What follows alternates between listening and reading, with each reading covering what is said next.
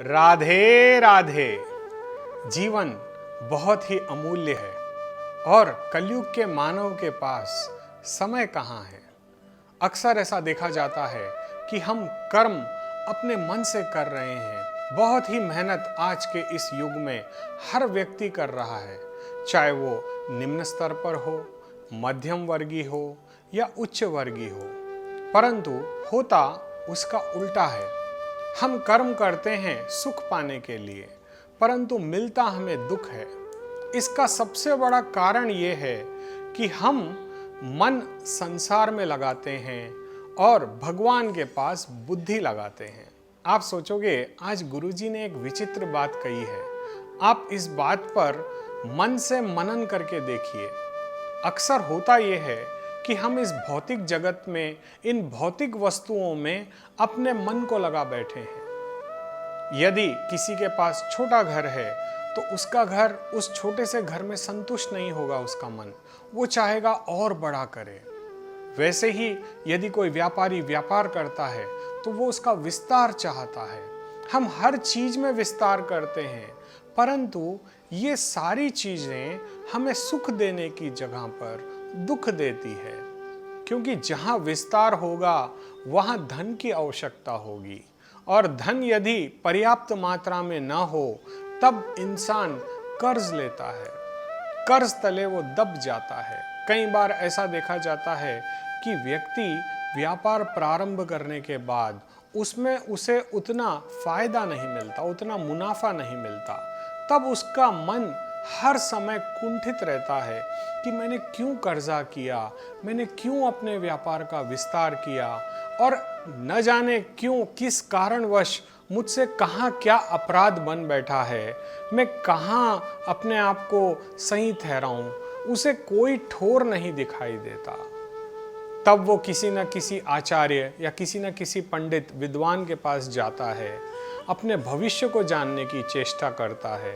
जो लोग भविष्य जानना नहीं चाहते वो अपने कर्म को ही दोषी मान करके बैठे हैं। जीवन में एक्चुअली हमें करना ये होता है कि हम अपने रिश्तों को और अपने परिवार को मन से देखना चाहिए। लेकिन होता क्या है, हम व्यापार को, जॉब को मन से करते हैं। वहां हमें अपनी बुद्धि का प्रयोग करना है, न कि मन का। देखिए, जैसा बड़ी बड़ी मल्टीनेशनल कंपनीज होती हैं, आपको जॉब देती हैं, 50 लाख का पैकेज, 1 करोड़ का पैकेज। यकीन मानिए वो आपसे, आपकी बुद्धिमत्ता से काम लेते हैं।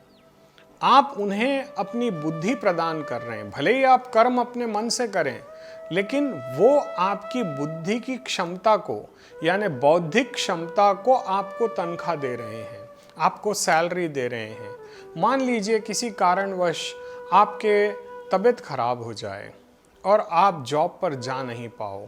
अगर उनको रीज़न अच्छा दिखे तो वेल एंड गुड। मान लीजिए अगर अच्छा रीज़न ना मिले या आपको कोई बड़ा रोग हो जाए, तब क्या कंपनी आपको बिठा करके तनख्वाह देगी? नहीं देगी। मतलब उनका अटैचमेंट आपके साथ बौद्धिक स्तर पर है, मानसिक स्तर पर नहीं है। और वही जब हमारा परिवार हमारी देखरेख करता है तो वो हमसे मानसिक रूप से जुड़े होते हैं। हमारे साथ यदि कुछ अच्छा होता है तो वो काफ़ी प्रसन्न होते हैं, यदि बुरा होता है तो वो काफ़ी दुखी होते हैं। तो परिवार में जैसे मानसिक स्तर होता है, जैसे हम मानसिकता से हम प्रेम करते हैं, क्या हम भगवान से भी मानसिक रूप से जुड़े हैं? क्या हम भगवान को मानसिक प्रेम करते हैं या बुद्धि का प्रेम करते हैं? ये हमें परम आवश्यक है सोचना। इसकी सीधा सीधा कथा मैं अर्जुन और हनुमान जी के साथ जोड़ना चाहता हूँ। देखिए, अर्जुन ने महाभारत के युद्ध में धनुष उठाने से मना कर दिया। तब भगवान श्री कृष्ण ने उन्हें गीता का उपदेश दिया। धर्म और कर्म की व्याख्या भगवान ने अर्जुन को समझाई, और अंत में भगवान ने कहा कि हे अर्जुन, यदि तुम्हें लगता है कि ये कर्म अच्छा या बुरा है तो तुम कर्म मेरे लिए करो और मेरे लिए युद्ध करो। तुम्हारा मन मुझ में समर्पित कर दो और युद्ध करो। देखिए, अर्जुन ने महाभारत के युद्ध में हजारों लोगों को मार दिया, या हम ये भी बोल सकते हैं कि लाखों लोगों को उसने मार दिया। आप वैसे ही बजरंगबली को देख लीजिए, हनुमान जी को।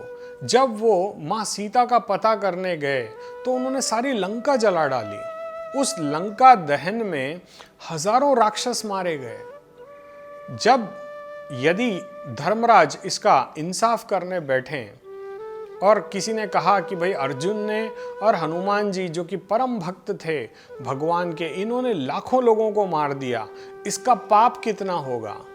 तब धर्मराज कहते हैं कि इसका कोई पाप नहीं है, क्योंकि इनका मन परमात्मा में था।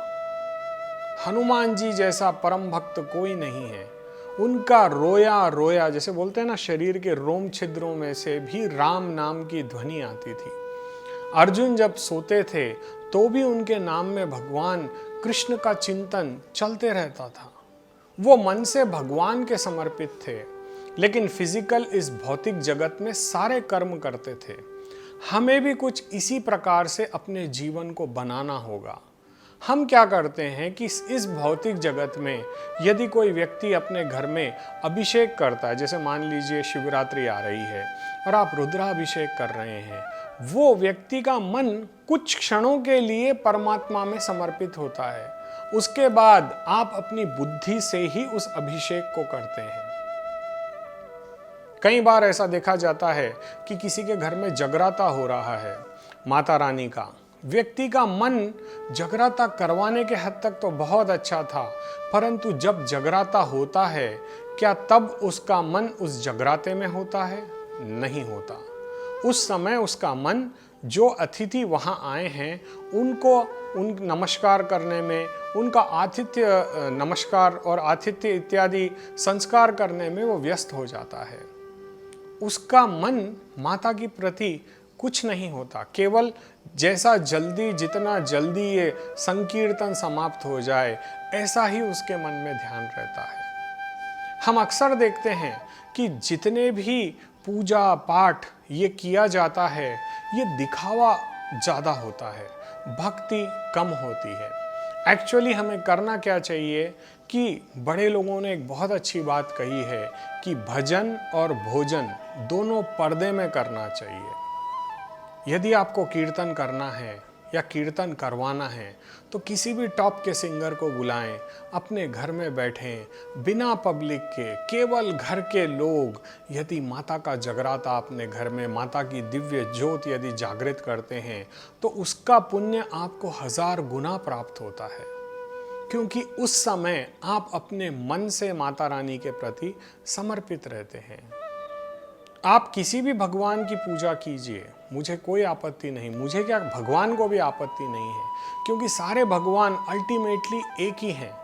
चाहे आप राम कहें या कृष्ण कहें या आप शिव कहें या माता रानी कहें, ये सारे अलग अलग स्वरूप हैं, लेकिन इनकी शक्ति एक है।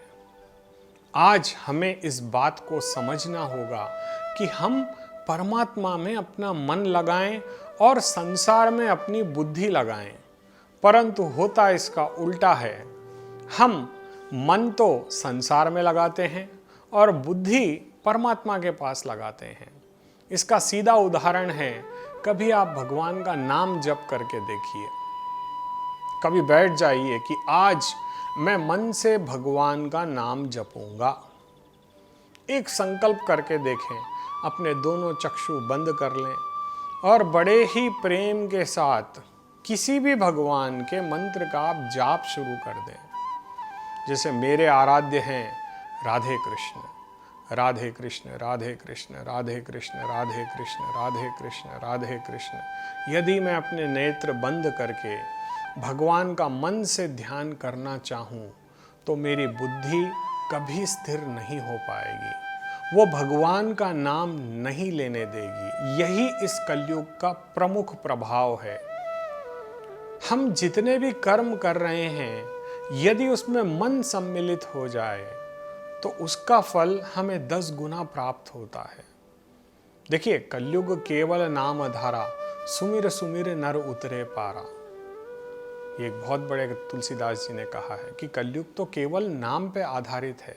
भगवान का नाम लेना चाहे मन से हो या बेमन से हो, परमात्मा की कृपा होती है, लेकिन वो कृपा अधूरी है।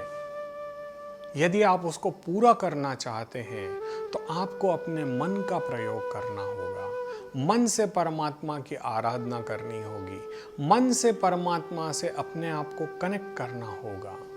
परंतु होता यह है कि हम भौतिक संसाधनों के लिए, भौतिक सुखों के लिए भगवान से कनेक्ट हो रहे हैं, वो भी बुद्धि से। ये हमारी सबसे बड़ी समस्या है और इसीलिए आज हम फेल हैं।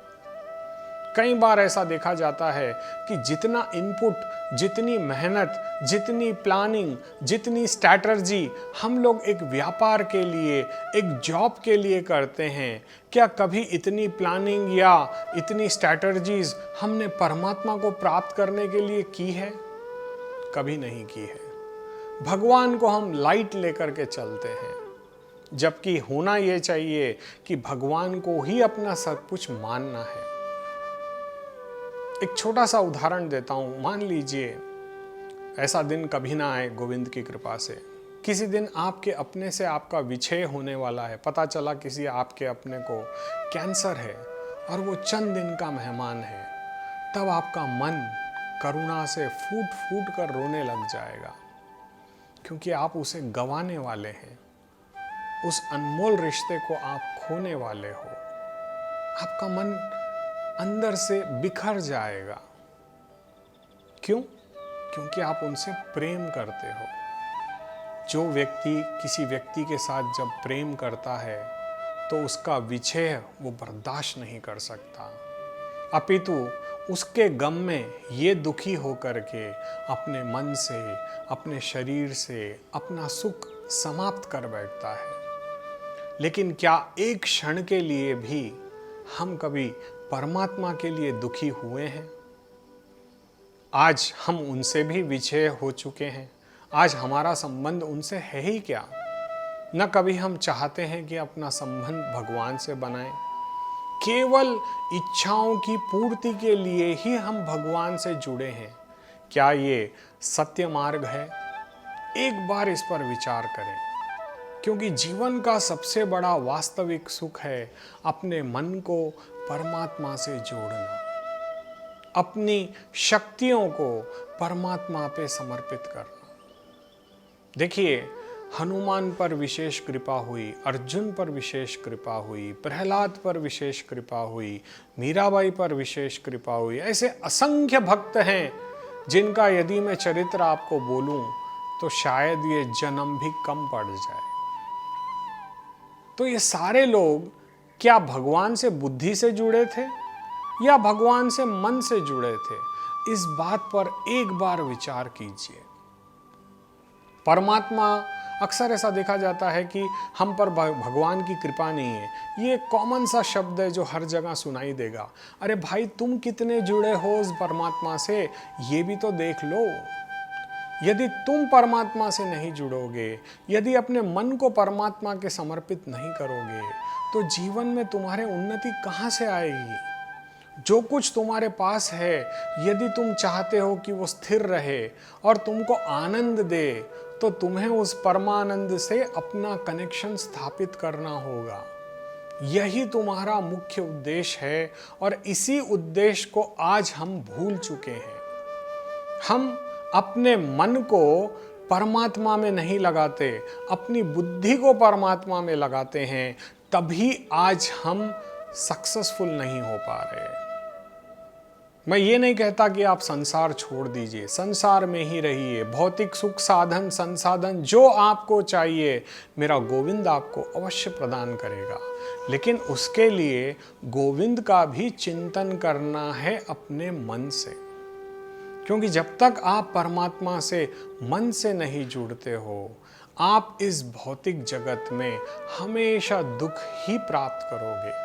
क्योंकि सुख और शांति केवल हरि के चरणों से ही आपको प्राप्त हो सकती है। जो व्यक्ति हरि के चरणों में अपना मन समर्पित करता है, उसके जीवन में फिर कभी किसी प्रकार की कोई परेशानी नहीं आ सकती।